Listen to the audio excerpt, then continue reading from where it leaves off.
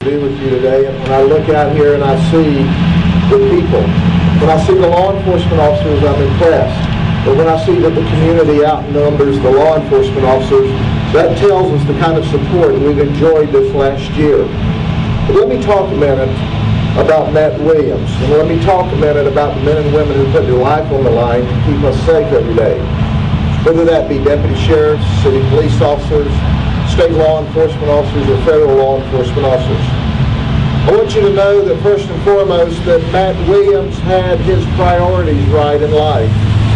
He understood that God was first, his family was next, and then was work and keeping the people of Polk County safe. 1 year ago today, Matt Williams woke up to go to work, to put himself between good and evil. 1 year ago today, his goal was to keep you safe and to arrest those that violated the laws of this land. And that's exactly what he did. 1 year ago, Deputy Sheriff Matt Williams stood in the gap. He stood in the gap so people could sleep peaceably in their homes at night. And quite frankly, Matt Williams was a hero. Matt Williams simply showed us the way to do business. Matt Williams was the first in and the last out.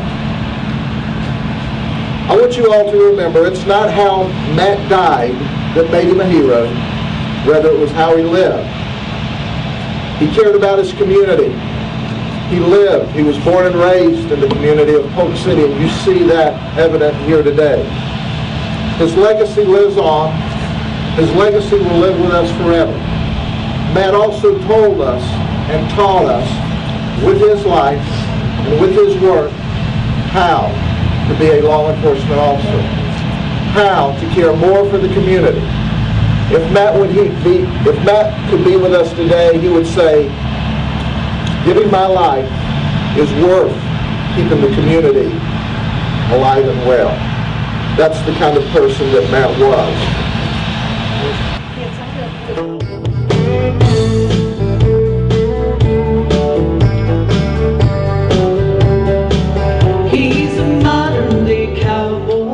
This building is dedicated to the memory of Deputy Sheriff Vernon Matt Williams and his loyal canine partner Diogi, September 28, 2007. He follows his heart and works hard to the setting sun. He'll save someone's life today. Helicopters and rescue teams. He's a trooper, a fireman, a veteran of war. He's there in a moment with courage for